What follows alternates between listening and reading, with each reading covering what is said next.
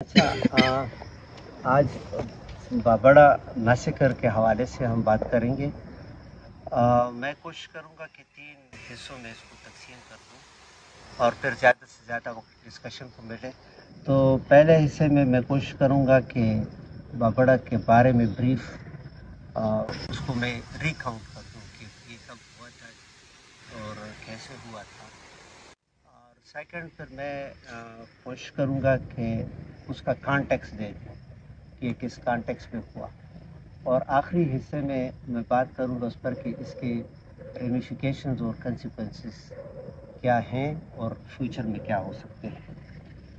तो बाबड़ा जिस तरह आप लोगों ने सुना भी होगा और पढ़ा भी होगा कि चारसद्दे के नज़दीक एक गांव का नाम है और 12 अगस्त 1948 को ये वाक़या हुआ था। और ये वो कि पाकिस्तान जब हिंदुस्तान को तकसीम कर दिया गया, उसका बंटवारा हो गया, पाकिस्तान उसमें से एक अलग मुल्क बन गया, तो उस वक्त सूबे सरहद इस सूबे को कहा जाता था। तो सूबे सरहद में हुकूमत जो है वो खुदाई खिदमतगार की थी। तो डॉक्टर खान साहब जो बादशाह खान के बड़े भाई थे वो चीफ मिनिस्टर थे। तो पाकिस्तान के बनते ही जनाब साहब ने जो पहला काम किया तो वो ये कि यहाँ पर जो है खुदाई खिदमतगार की हुकूमत को ख़त्म कर दिया। हालांकि खुदाई खिदमतगार की हुकूमत वो गवर्नमेंट थी और उसकी जगह जो है वो मुस्लिम लीग जो माइनॉरिटी पार्टी थी उसकी हुकूमत, और साहिबजादा अब्दुल कयूम खान जो है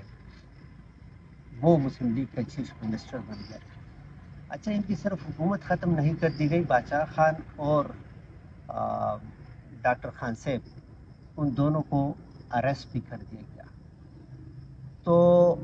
उस अरेस्ट के ख़िलाफ़ प्रोटेस्ट लॉन्च करने के लिए बाबड़ा के मकाम पर एक जलसे का अहतमाम किया गया था। और जिस तरह खुदाई खिदमतगार मूवमेंट जो है उसकी बुनियाद नॉन वायलेंस के फ़लसफ़े पर थी, तो ये लोगों को बताया गया था कि किसी किस्म का कोई असलहा इवन लाठी तक अपने साथ नहीं लाना। बाबड़े में जो है वहाँ पर हम जलसा करेंगे और अपना प्रोटेस्ट लॉन्च करेंगे। अच्छा, बाबड़े में जब लोग इकट्ठे हो गए तो इतने में जो है पुलिस और फ्रंटियर कांस्टेबलरी एफसी जिसे कहा जाता है, अच्छा उन्होंने इनको घेरे में ले लिया। अब अजीब बात उसमें ये थी कि जितने भी एग्जिट पॉइंट्स थे उस सबको पुलिस और एफसी ने ब्लॉक किया था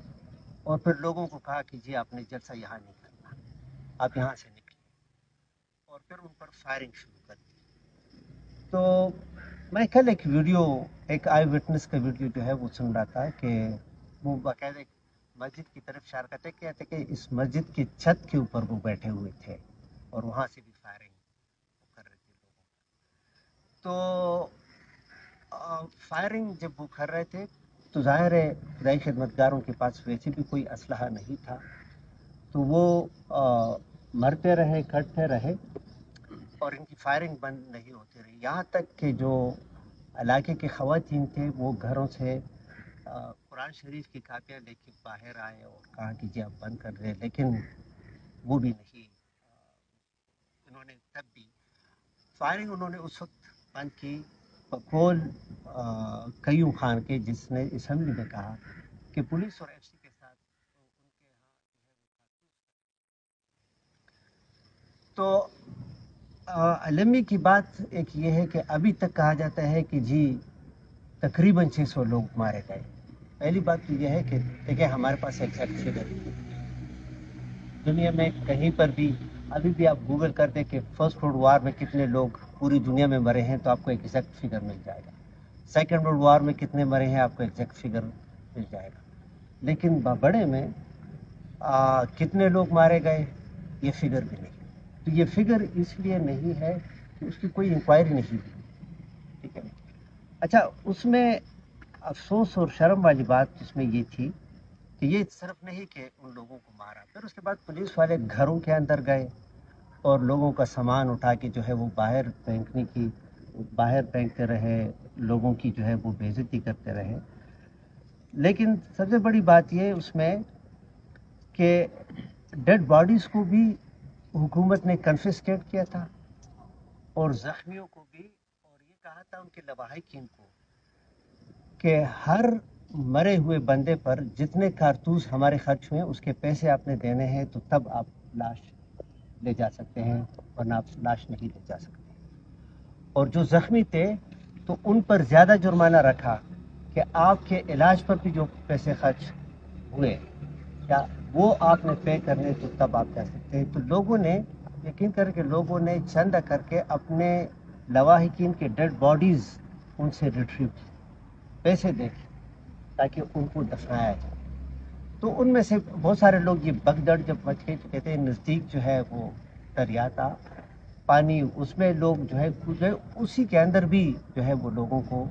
وہ مارتے رہے. اور پھر دیکھیں اسمبلی کے اندر کئی خان اوپنلی کہتے ہیں کہ جی ہم اوروں کو بھی مارتے لیکن اگر کارتوس ختم نہ ہو. تو یہ ایک واقعہ دیکھیں. کل جو ویڈیو میں دیکھ رہا تھا تو اس میں وہ آدمی کہتا ہے کہ وہ اس وقت بچہ تھا، تو کہتے ہیں کہ ہم ایک تندور کے اندر چھپے ہوئے تھے جب یہ فائرنگ ہو رہی تھی. کہتے ہیں کہ تندور سے جب ہم نکلے تو ایک نوجوان گٹلی تھی، تو کہتے ہیں کہ اس گٹلی کو جب ہم نے کھولا تو اس میں پراٹھے اور انڈے تھے. وہ ثوابی سے آیا تھا، اس میں ثوابی کے بہت سارے لوگ مرے تھے کیونکہ ثوابی سے مین ان کا وہ آیا تھا. تو یعنی وہ اپنے ساتھ یہ چیزیں لے کے ادھر آئے تھے، کوئی اسلحہ وہ وغیرہ نہیں. بہرحال یہ اتنا بڑا واقعہ ہوا، اس کی کوئی انکوائری نہیں ہوئی آج تک، اور اس کو آج تک اکنالج بھی نہیں کیا گیا. ٹھیک ہے نا. تو یہ تو مختصراً اس کا وہ بیک گراؤنڈ تھا. اب یہ کس کانٹیکس میں ہوا، اس کانٹیکس کو اگر ہم انڈرسٹینڈ کر دیں تو پھر ہمارے لیے یہ انڈرسٹینڈیبل ہو جائے گا کہ پاکستانی حکومت نے اپنے ہی لوگوں کو کیوں مارا. اس کا ایک کانٹیکٹ دیکھیں.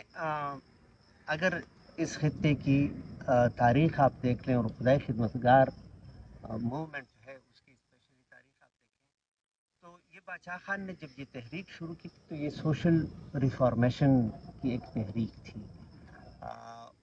اس حوالے سے دوسرا جو ہے چونکہ سوشل ریفارمز لانے تھے تو اس لیے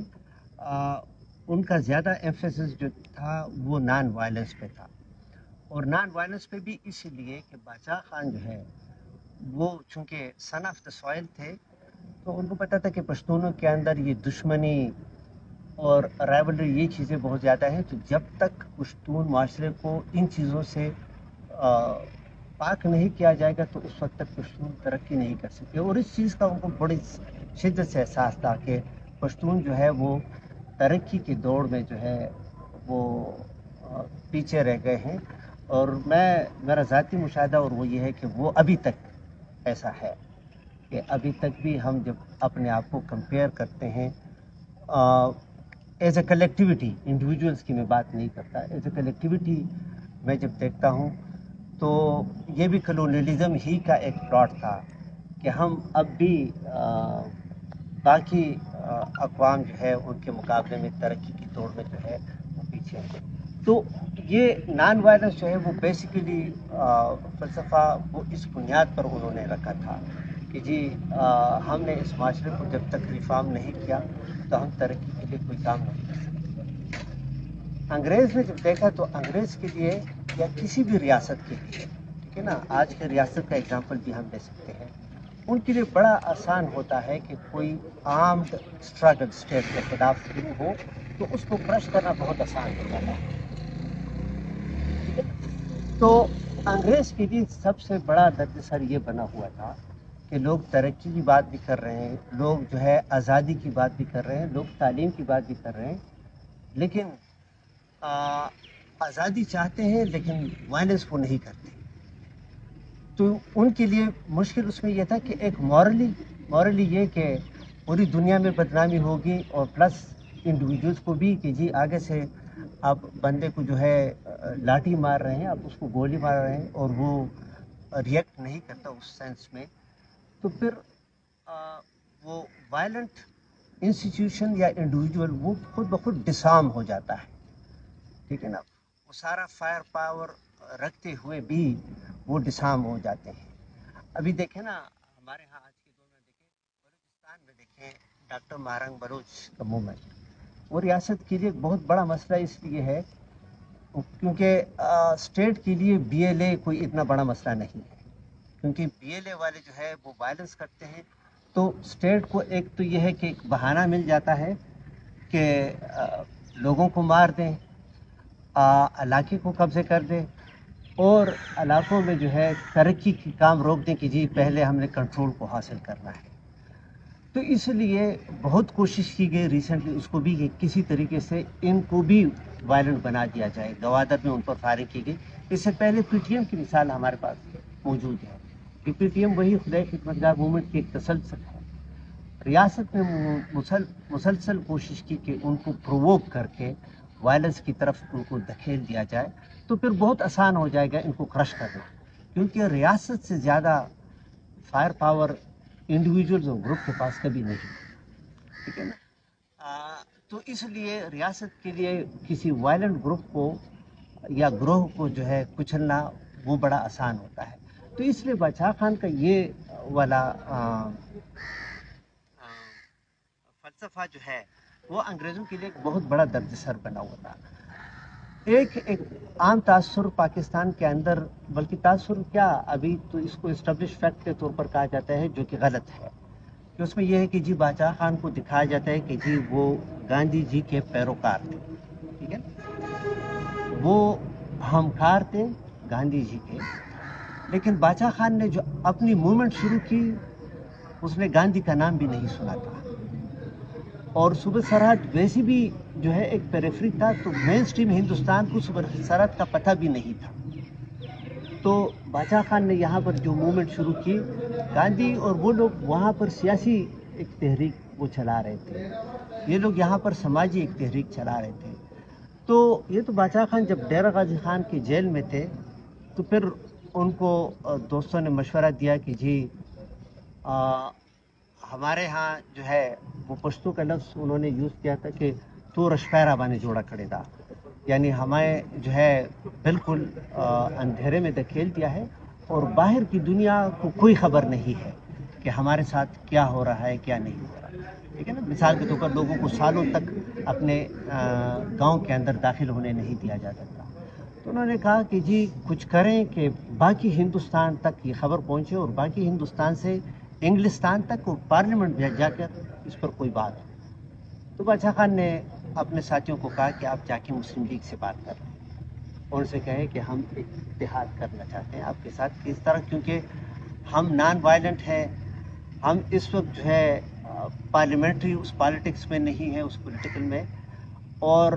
ہمارے اوپر بہت جبر کیا جا رہا ہے اور باقی ہندوستان کو ہماری کوئی خبر ہی نہیں۔ تو مسلم لیگ نے انکار کیا، ٹھیک ہے نا، اس نے کہا کہ نہیں ہم آپ کے ساتھ جو ہے وہ نہیں چل سکتے، ان کا اپنا پولیٹیکل ایجنڈا تھا، یہ نہیں کہ کوئی سازش ان کا وہ نہیں۔ تو پھر ایک راستہ یہ رہ گیا کہ بس کانگریس کے پاس پر جائیں، تو پھر اس کے بعد کانگریس کے پاس گئے، تو کانگریس نے جو ہے انہوں نے کہا کہ بالکل ہم آپ کو کانگریس کا حصہ جو ہے وہ سمجھنے کے لیے تیار ہے،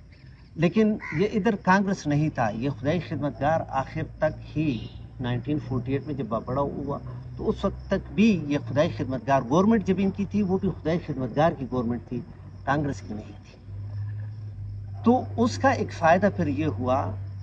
کہ جیسے ہی کانگریس کے ساتھ ان کا الائنس ہوا تو ہندوستان کے پارلیمنٹ میں اس وقت کا جو پارلیمنٹ تھا انگریزوں کے دور میں، اس میں ایک کمیٹی بنی اور کمیٹی کو یہ ٹاسک دے دیا گیا کہ آپ صوبہ سرحد جا کے ایک انکوائری رپورٹ تیار کر لیں کہ وہاں پر انگریز جو ہے لوکل لوگوں کے ساتھ کس قسم کے مظالم کر رہے ہیں۔ تو وہ کمیٹی راول پنڈی تک آ گئی، انگریزوں نے اس طرف آنے کی اجازت ان کو نہیں دی کہ نہیں آپ نہیں جا سکتے، دیکھیں، اور اس کو ہم آج کے دور میں بھی وہ دیکھیں گے کس طرح مثال کے طور پر وزیرستان کو باقی علاقوں کو نو گو ایریاز ڈکلیئر کر کے گئے تاکہ اور لوگوں کو یہ دیکھیں انگریزوں ہی کا وہ ٹیکسٹ بک کیس ہے جس کو فالو کیا جاتا ہے. یہ کوئی ان کی اپنی وہ تیار کردہ کوئی پلاننگ نہیں ہے. تو انگریز نے وہی کہا کہ اگر یہ لوگ جائیں گے اور صوبہ سرحد کے اندر ان کی انکوائری ہوگی تو پھر باقی ہندوستان کو پتہ چلے گا, باقی ہندوستان سے انگلستان کو پتہ چلے گا. اور آفٹر آل جو بھی تھا تو انگلینڈ کے اندر تو ڈیموکریسی تھی, پارلیمنٹ کے اندر بات ہو سکتی تھی ہیومن رائٹس کے حوالے سے, پھر ان کے لیے درد سر. لیکن بہرحال پنڈی میں بیٹھ کے انہوں نے ایک رپورٹ تیار کر دی جس کو پارلیمنٹ میں پیش کر دیا گیا, اور کچھ سانس لینے کا موقع جو ہے یہاں کے لوکل لوگوں کو ملا. کانگریس کی طرف سے, پارلیمنٹ کی طرف سے انگریزوں پر جو ہے وہ ایک پریشر اس چیز کا. لیکن اگین جو میں کہتا ہوں کہ جس کو آج تک وہ کیا جاتا ہے وہ یہ دیکھیں, ایک کیس صرف دیکھیں کہ بادشاہ خان کو 3 سال قید کی سزا سنا دی انگریزوں نے, اور قید کی سزا بھی ہندوستان کے جیل میں وہ 3 سال ڈالی. اچھا 3 سال بعد جب اس کو رہا کر دیا تو اسے کہا کہ جی آپ 2 صوبوں کے اندر نہیں جا سکتے, پنجاب اور صوبہ سرحد, باقی آپ آزاد ہیں. تو 7 سال تک بادشاہ خان سندھ بھی جاتے تھے, بلوچستان بھی جاتے تھے, ہندوستان کے مختلف علاقوں میں, بنگال میں کام, لیکن 7 سال تک اس کو صوبہ سرحد اور پنجاب میں آنے کی اجازت نہیں تھی. تو وہی کہ ان کا جو نیٹ ورک تھا اس کو اس طریقے سے ڈسرپٹ کر دیا گیا تھا. اب جب بادشاہ خان مثال کے طور پر جیل میں تھے, اس کے جو قریبی ساتھی تھے وہ بھی سب جیل میں, تو باہر کے جو لوگ تھے ان کچھ پر پریشر ڈال کے اور کچھ کو جو ہے مراعات دے کر بادشاہ خان کے خلاف, نئے خدمتگار کے خلاف جو ہے ان کو اکسایا جاتا تھا. لیکن اس کے باوجود بھی وہ اس میں دیکھیں, ہمیں کہیں پر تاریخ کی کتاب میں یہ نہیں پڑھایا جاتا, لیکن 10 سال تک بادشاہ خان اپنے صوبے میں نہیں آ سکتے تھے. 3 سال جیل میں رہے اور 7 سال جو ہے وہ بنگال میں کام کرتے رہے, اور فیملی اس کی یہاں پر, ٹھیک ہے نا, لیکن 7 سال ان کو یہاں پر آنے کی اجازت نہیں تھی. تو یہ ایک بڑا کامیاب طریقہ تھا کلونیلزم کا, کہ آپ کسی ایریا کو, کسی ایریا کے لوگوں کو آئسولیٹ کر دیں, اور پھر اس کے اندر بے شک آپ کسی بھی قسم کا جبر, ظلم اور کوئی بھی کام کرتے رہے ہوں تو باہر کی دنیا کو خبر نہیں ہوگی, تو آپ پر کوئی پریشر اس کا نہیں بنے گا. اور یہ آج بھی دیکھیں ابھی میں اخبار دیکھ رہا تھا, آپ کوئی بھی کسی بھی طرح اخبار آپ اٹھا کے دیکھ لیں, چاہے خبر شیراز کی ہو, چاہے خبر جو ہے وہ وزیرستان کی ہو, جہاں کی بھی ہو, ہر اخبار کا ایک ہی سورس ہوتا ہے, اور وہ سورس ہوتا ہے ISPR. ٹھیک ہے نا, کہ ISPR نے کہا کہ جی اس جگہ پر طالبان کے ساتھ جھگڑا ہوا, اس میں اتنے طالبان کو مارا گیا. تو اس کا مطلب ہے کہ جہاں پر واقعہ ہوتا ہے وہ خبر وہاں سے اوریجنیٹ نہیں ہو, کیونکہ وہاں سے جب اوریجنیٹ ہوگی تو اس میں کچھ لوکل وائسز بھی پھر شامل ہوں گی, اور وہ لوکل وائسز جو ہے ان کو باہر رکھنا ہے ہر سو. تو اس لیے واقعہ اس جگہ پر ہو, لیکن اس کا نیریٹیو, اس کی خبر جو ہے وہ راولپنڈی میں بنے. تو یہ کلونین دور ہی کا ایک, پھر اس کے بعد جو ہے بادشاہ خان کے ساتھ یہی بھی کیا گیا کہ جی فاٹا جسے کہا جاتا تھا, فاٹا کے اندر اس کو جانے کی کوئی اجازت نہیں. اور یہی وجہ ہے کہ فاٹا کے ایریا میں شروع کے دنوں کے علاوہ ہم کوئی نیشنلسٹ پولیٹیکل موومنٹ وہ نہیں دیکھتے, کیونکہ ان کو جب تک جو ہے اس کو مرج نہیں کیا گیا تھا تو وہاں پر کسی پولیٹیکل ایکٹیویٹی کی کوئی وہ ضرورت نہیں تھی. حالانکہ ہنسنے کی بات یہ کہ ایک پولیٹیکل ایجنٹ کنٹرول کرتا تھا علاقے کو, لیکن وہ کہتے ہیں کہ پالیٹکس ادھر وہ نہیں ہوگی. تو پھر جب پاکستان بننے کا پلان, جب کیبنٹ مشن پلان مثال کے طور پر جب ختم ہوا, تو اس میں ایک فیصلہ کیا گیا تھا کہ کیبنٹ مشن پلان کے اندر, میں وہ کانٹیکس میں یہ ڈالنے کی کوشش کر رہا ہوں.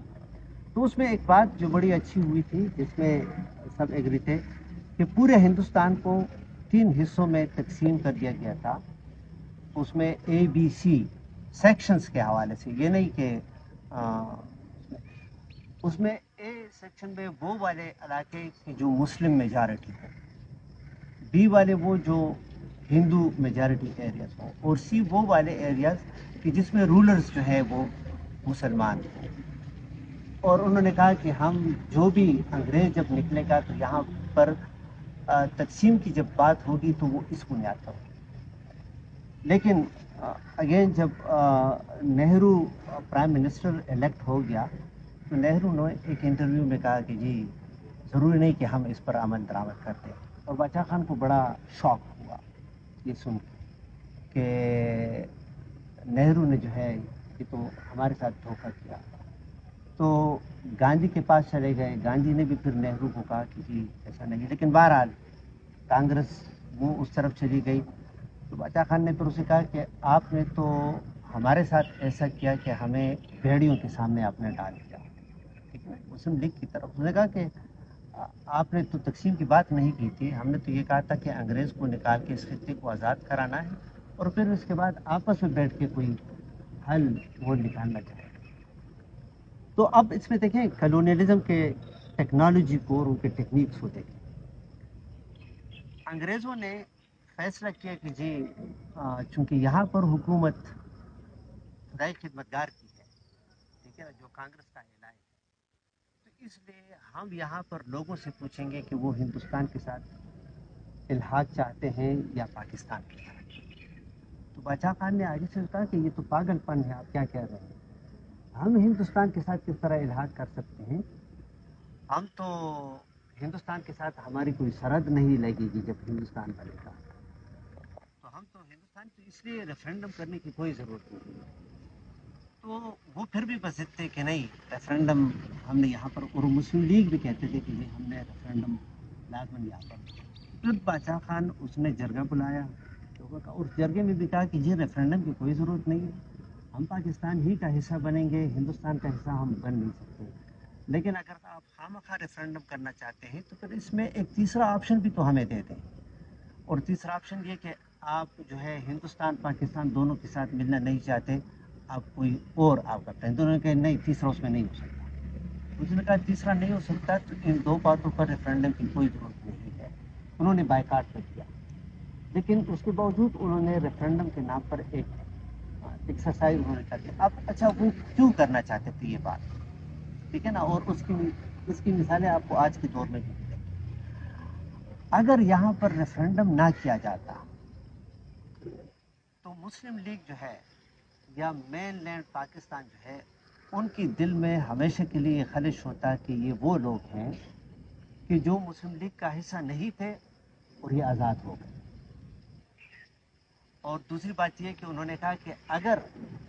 یہاں پر ہم ریفرینڈم کرا کے خیبر یہ خدائی خدمتگار موومنٹ کو اگر ہم ڈی لیجیٹمائز نہ کریں تو پھر پولیٹیکلی ان کو کاؤنٹر کرنا بہت مشکل ہو جاتا ہے۔ تو اس لیے ہر صورت میں ریفرینڈم کے نام پر ایک ایکسرسائز ہو جس سے یہ تاثر باقی پاکستان کو بھی ملے گا اور لوکل لوگوں کے ذہنوں میں بھی یہ ہوگا کہ جی ہم نے تو خدائی خدمتگار کو ریجیکٹ کرتے ہوئے پاکستان کے ساتھ الحاق کر دیا۔ اس لیے بہت ضروری تھا کہ یہ ریفرینڈم ہر صورت میں ہو، اور باچا خان اور اس کے ساتھیوں ان کو پتا تھا کہ اس لیے آج بھی مثال کے طور پر دکھایا جاتا ہے کہ غیور پٹھان، تو غیور پٹھان کا اس سینس پہ کہتے ہیں کہ انہوں نے تو ووٹ دے کے پاکستان، تو ان کو یہ نہیں کہ پاکستان کے لیے ووٹ دیا، وہ اس کو اس طرح انٹرپریٹ کرتے ہیں کہ جی باچا خان کے خلاف ووٹ دے کے جو ہے وہ، تو اس کا مطلب یہ ہے کہ اس وقت سے لے کر آج تک پشتونوں کی جو ہے پولیٹیکل الائنس یا پولیٹیکل ایفیلیشن کو ایک شک کی نظر سے وہ دیکھا جاتا ہے۔ اور یہ آج کے دور میں ہم کس طرح دیکھتے ہیں، مثال کے طور پر دیکھیں سوات کے اندر وہ جانا چاہتے ہیں تو سوات کسی دوسرے ملک کے قبضے میں نہیں تھا، سوات پاکستان ہی کا حصہ تھا اور اب بھی ہے، لیکن وہ ایسے ہی جب سوات کے اندر چلے جاتے تو پھر اس کا ایک امپیکٹ بنتا، تو انہوں نے کہا کہ نہیں سوات کو فتح کرنا ہے، تو پھر اس کے لیے اتنی بڑی ایکسرسائز کرنی پڑی کہ ملا فضل اللہ کو لایا گیا، ठीक है ना, और उसने सुवात को एलिजिडली एक अलग स्टेट बनाने के बहाने पर जो है वो खड़ा कर दिया था कि फ़ौज ने आके उनको भगा दिया और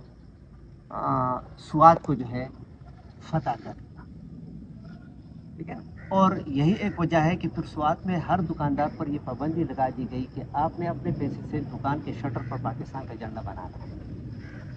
ये झंडा गाड़ना जो है, ये आपको पता होगा कि जो मुल्क को ये इलाका फतह कर तो वहाँ पर झंडा को लगा दिया। तो ये लोगों को ये तासुर देना कि जी आप तो इस झंडे से बाहर थे, हमने यहाँ पर जो है वो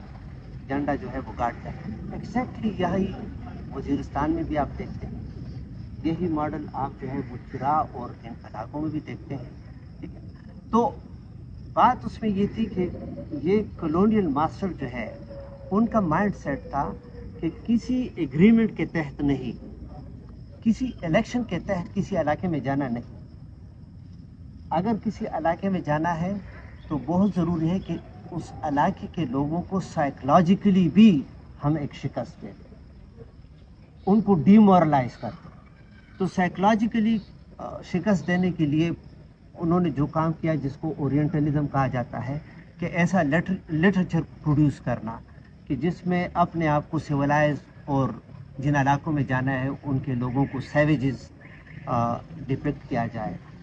और फिर उसके बाद जो है उस इलाकों पर फौजी चढ़ाई कर दी जाए। तो फौजी चढ़ाई में और वो क्या कहते हैं, disproportionate use of force,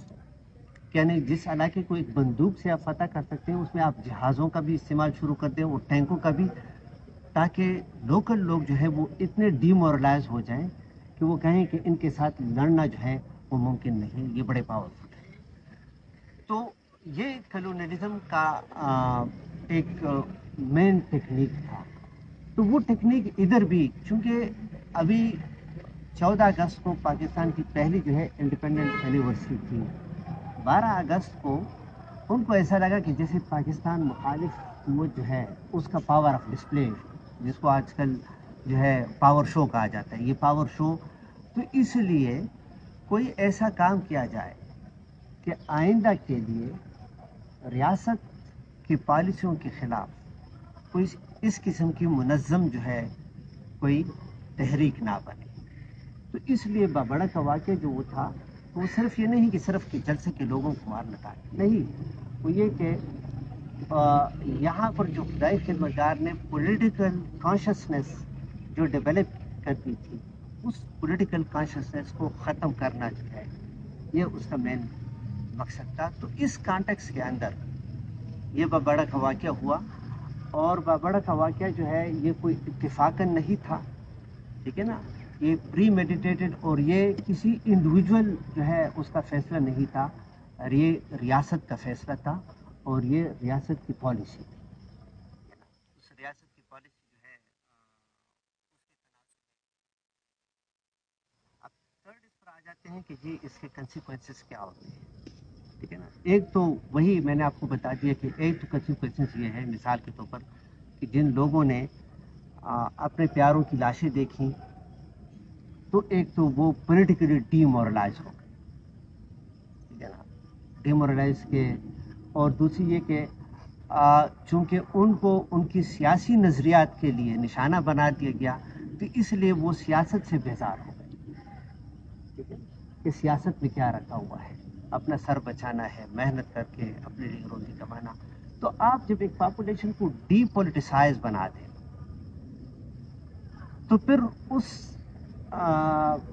population पर या उस कम्युनिटी के ऊपर हुक्मरानी करना बहुत आसान हो जाता है, और आपके बहुत सारे पॉलिटिकल डिसीजंस जो हैं वो एपॉलिटिकल पे नज़र आते हैं, ठीक है ना। मिसाल के तौर पर देखें, हम जब आज देखते हैं कि पाकिस्तान में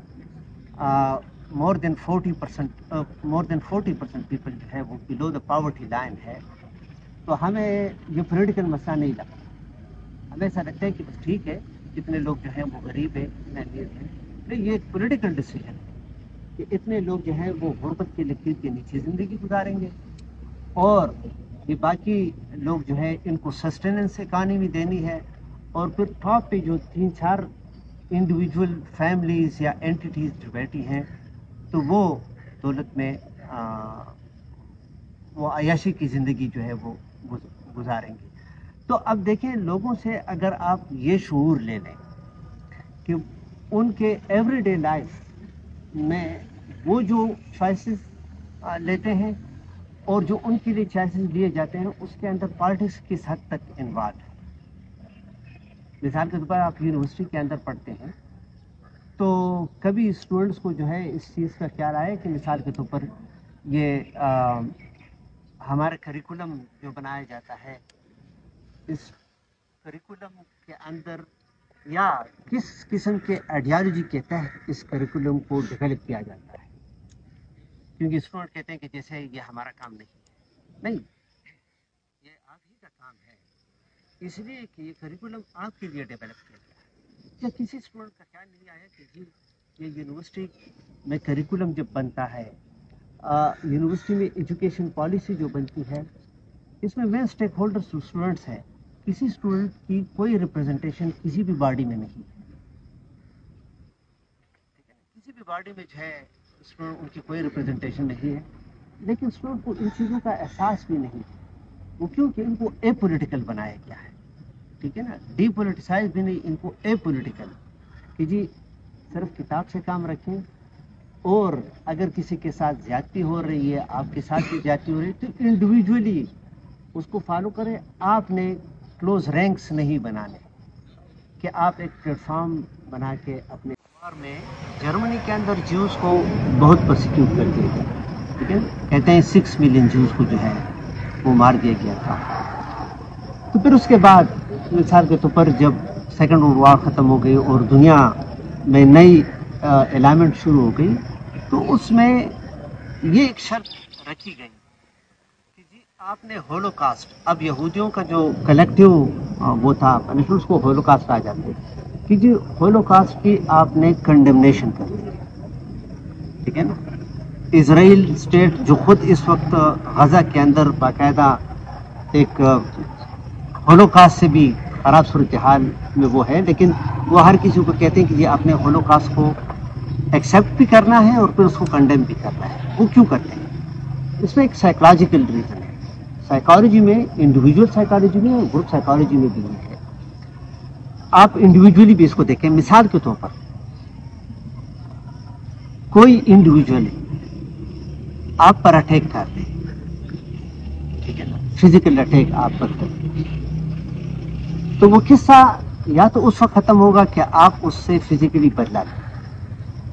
और अगर बदला नहीं लेते तो दूसरा तरीका उसका ये है कि जो एग्रेसर है वो अपने एग्रेशन को एक्सेप्ट भी कर ले, उस पर निदामत का इजहार कर ले और आपसे माफ़ी मांग ले। जब तक वो ये नहीं करेंगे और जब तक आपने बदला नहीं दिया, तो आप एक खौफ के अंदर ज़िंदगी गुजारेंगे कि आप पर कोई और भी हमला कर सकते हैं, वो दोबारा भी कर सकता है। लेकिन एक दफ़ा अगर उसको सज़ा मिल जाए और या वो एतराफ़ी जुर्म करके वो माफ़ी और निदामत का वो, तो फिर इसका मतलब है कि आपका वो खौफ ख़त्म हो जाएगा आप पर दोबारा। ये अक़वाम के साथ भी ऐसा होता है, ये कम्युनिटी के साथ भी ऐसा होता है। तो जूस जो है वो जब इतना ज़ोर इस पर वो लाते थे, वो कहते कि अगर हम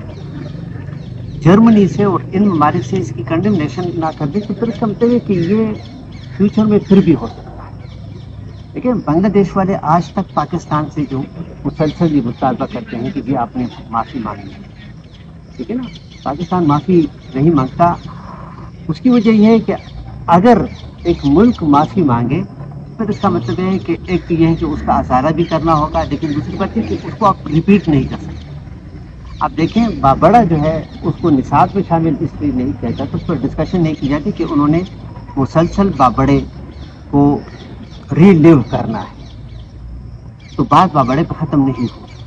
अगर उसकी इंक्वायरी हो जाती, सज़ा लोगों को मिल जाती है, तो फिर हम हड़ कमर में जो कुछ हुआ हम वो ना दें, ठीक है ना, स्वाद के अंदर जो कुछ हुआ हम वो ना दें। तो इसलिए ये इसकी एक्नॉलेजमेंट ना करना और इसको लोगों के जहनों से ختم کرنا، اس کا سب سے خطرناک نتیجہ یہ نکلتا ہے کہ یہ پھر ہوتا رہے گا. تو اس لیے، اور اس لیے دیکھیں پاکستان میں ابھی ٹروتھ اینڈ ریکنسیلیشن کی بات کی جاتی ہے. ساؤتھ افریقہ میں نیلسن منڈیلا جو ہے، ساؤتھ افریقہ کے اندر دیکھیں کلونیلزم کے بعد ابھی ایک امن کا ماحول بن گیا ہے. لائکس جو ہے وہ اقتدار میں آ گئے. وہ ممکن ہو سکا تو ٹروتھ اینڈ ریکنسیلیشن میں کیا تھا کہ جی جو سچ ہے اس کو ایکسپوز کر کے دونوں پارٹی نے ایکسیپٹ کر لیا، اور پھر اس کے بعد انہوں نے آپس میں ریکنسائل کر دیا کہ جب تک ٹروتھ درمیان میں نہ ہو آپ ریکنسائل نہیں کر سکتے. تو اس لیے ملک کے اندر بھی ٹروتھ اینڈ ریکنسیلیشن کی ضرورت ہے. ٹھیک ہے نا. کلیکٹیولی بہت سارے علاقوں میں کمیونٹیز جو ہیں ان کو پرسیکیوٹ کر دیا گیا ہے. ٹھیک ہے، مسلسل ان کو سپریس کیا جاتا ہے، اوپریشن میں رکھا جاتا ہے. تو جب تک ان کمیونٹیز کے سامنے وہ سچ نہیں رکھا جاتا تو ان کو ریکنسائل نہیں کیا جا سکتا. اور دیکھیں طاقت کے حوالے سے یہ کہا جاتا ہے کہ جی طاقت جو ہے یہ ایک اندھی چیز ہے. ٹھیک ہے نا. پاور از بلائنڈ، اور وہ اپنے ایک ہیوبرس، ایک غرور، اس کی بنیاد کی وجہ پہ اندھی چیز بن جاتی ہے وہ طاقت. کیونکہ اگر کوئی بھی ریاست مثال کے طور پر کلونیلزم کا انجام دیکھیں کہ انگریز جب دعویٰ کرتے تھے کہ جی تاج برطانیہ پر کبھی سورج غروب نہیں ہوتا، ٹھیک ہے نا، کتنا بڑا سلطنت. ابھی دیکھیں وہ اس پورے سلطنت میں ہر ملک سے ایک چھوٹا ملک رہ گیا، انگلستان. ٹھیک ہے نا. تو اگر ایک اتنا بڑا امپائر جو ہے وہ اور اس سے پہلے بھی کئی امپائر جو ہیں وہ ختم ہو چکے ہیں. تو اگر یہی ٹیکنیکس آپ یوز کرتے ہوئے آپ یہ سوچتے ہیں کہ آپ اس ملک کو اس امپائر کی طرح چلا لیں گے، نہیں، تو پھر آپ کے ملک کا انجام بھی وہی ہوگا جو امپائر کا جو ہے وہ انجام بنا ہے. کیونکہ آپ جبر ظلم کے ذریعے جو ہے لوگوں کو کچھ وقت کے لیے آپ خاموش کر سکتے ہیں، لیکن ہمیشہ کے لیے آپ وہ نہیں. کیونکہ انسان بنیادی طور پر ریزیلینٹ ہوتا ہے. ٹھیک ہے. تو آپ اس میں سے یہ چیز اگر نکال دیں، اس کی ایک مثال میں آپ کو دے دوں. ریسنٹلی میں نے ایک فلم دیکھی، فلم پرانی ہے، میں سب کو ریکمینڈ کروں گا، بڑی میننگ فل فلم ہے وہ. دیکھیں ون فلو اوور کوکوز نیسٹ. آپ میں سے کسی نے دیکھی؟ اچھا، آپ کو لگے گی نہیں، لیکن ہمارے یہ آج کے ڈسکشن کے تناظر میں دیکھیں تو بڑی پولیٹیکل وہ ایک فلم ہے، ایک پاگل خانے پہ بنی تھی. پاگل خانے میں ایک انڈیویجول کو لایا جاتا ہے، اور وہ انڈیویجول جو ہے اس کو اس لیے لایا جاتا ہے کہ جی یہ بڑا پرابلمٹک ہے، اور اس کا سائیکاٹرسٹ کو کہا جاتا ہے کہ آپ اس کا انالیسس کر دیں کہ اس کا ہم سائیکاٹری والا علاج کرائیں اس کا، یا اس کو ہم جیل میں رکھیں. تو وہ لڑکا بڑا تھا اسمارٹ. تو وہ جیل کے وہ اس میں پاگل خانے کے اندر جو باقی تھے تو وہ ان کے ساتھ مل جاتا تھا، اور ان کو بات کرنے پر جو ہے یہ آمادہ کر لیتا تھا. تو اس میں ایک انڈیویجول تھا جس کو ڈکلیئر کیا گیا تھا کہ یہ نہ کچھ سنتا ہے نہ یہ کچھ بولتا ہے، لیکن یہ بندہ جو ہے یہ پولیٹیکل کام کرتا تھا اس کمیونٹی کے اندر. یہ اس میں پولیٹیکل کام کرتا تھا. تو اس نے ایک دن اس بندے کو سنگال دے خیر دے اس بندے کو چوئنگم دے دیا، جس کو ڈکلیئر کیا گیا تھا کہ یہ بات بھی نہیں کر سکتا، اور یہ جسم وہ بندہ جو ہے جو مبینہ طور پر بات نہیں کر سکتا تھا، سن نہیں سکتا، بہت بڑے قد والا تھا، اور وہ نیٹو امریکن تھا جس کو ریڈ انڈین بولتے ہیں. تو وہ جب اس سے چنگل دیتے ہیں تو اس کو کہتے ہیں تھینک یو. یہ آگے سے اسے گالی دیتے ہیں کہ تو بات کر سکتا ہے، آگے سے تمہیں انہوں نے یہ ڈکلیئر کی کہ تم بات. تو پھر کہتا ہے کہ میرے ساتھ جو کچھ ہوا ہے، میرے والد کے ساتھ انہوں نے جو کچھ کیا ہے، تو بس اب میں اسی میں زندہ رہ سکتا ہوں، کہ میں نے اپنے آپ کو ڈکلیئر کیا ہوا ہے کہ میں نہ کچھ سنتا ہوں نہ میں کچھ بولتا ہوں. تو بہرحال ان کی ایک پولیٹیکل موومنٹ وہاں پر شروع ہو جاتی ہے. تو جو مینجمنٹ ہے مینجمنٹ کو پتہ چل جاتا ہے جس انڈیویجول نے یہ نیٹ ورکنگ شروع کی تھی اس کو لے جاتے ہیں آپریشن تھیٹر میں. اور اسے جب واپس لے آتے ہیں نا اس نے پلان بنایا تھا ان کے ساتھ کہ آج کی رات ہم یہاں سے بھاگیں گے ٹھیک ہے نا, یہاں سے ہم نکل کے جائیں گے. تو اس کو جب اسٹریچر پہ لے آتے ہیں تو وہی نیٹو امریکن بیٹا ہوتے ہیں, اسے کہتے ہیں کہ آگے بس آج تو ہمارا پلان ہے, آگے سے یہ بات نہیں کر سکتا. وہ جب اس کے ادھر دیکھتا ہے نا تو آپریشن کے نشان نظر آ جاتے ہیں. تو یہ برین کی سرجری میں ایک سرجری ہوتی ہے جس کو کہتے ہیں لوبوٹمی. تو لوبوٹمی جو ہے لوبوٹوم برین کا وہ حصہ ہوتا ہے کہ جس میں کانشیسنیس انسان کا یہ وہ کاٹ لیتے ہیں. وہ جب دیکھتے ہیں تو انہوں نے کہا اچھا لوبوٹمی اس نے کر دی, اس کو تو باقیوں کی طرح بنا دیا. تو بہرحال وہ اس کے منہ پر جو ہے پلو رکھ کے اس کو مار دیتا ہے, اس لیے نہیں کہ اسے نفرت ہے, وہ نہیں چاہتا کہ یہ بھی سسٹم کے ساتھ کنفارمسٹ کے طور پر زندگی گزارے, کیونکہ اس سے آزاد سوچنے کی وہ طاقت بھی لے لی. اور باقی پھر وہ پاگل خانے جو ہے اس کی دیوار توڑ کے وہ نکل جاتا ہے, باقی لوگ بھی نکل جاتے ہیں. تو اس سے میں کہتا ہوں کہ دیکھیں انسان ریزیلینٹ ہوتے ہیں, تو اس لیے آپ ان کو ہمیشہ کے لیے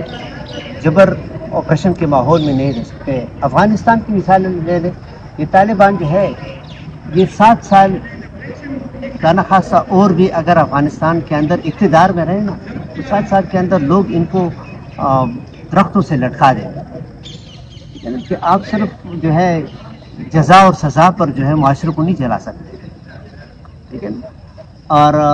آپ یہ نہیں کہ آپ خود وائلنس کرتے تو آپ کہتے ہیں کہ جی اب افغانستان میں امن ہے. زندگی کے لیے پیٹ کے لیے امن کے علاوہ بھی کچھ چاہیے ہوتا ہے. تو اس لیے ریاستیں جو ہے وہ اپنے طاقت کے نشے میں یہ چیز بھول جاتی ہیں کہ انسان جو ہے ان کی لوبوٹمی ہم نہیں کر سکتے جب تک کہ ان کا جو ہے کانشیسنس کا لیول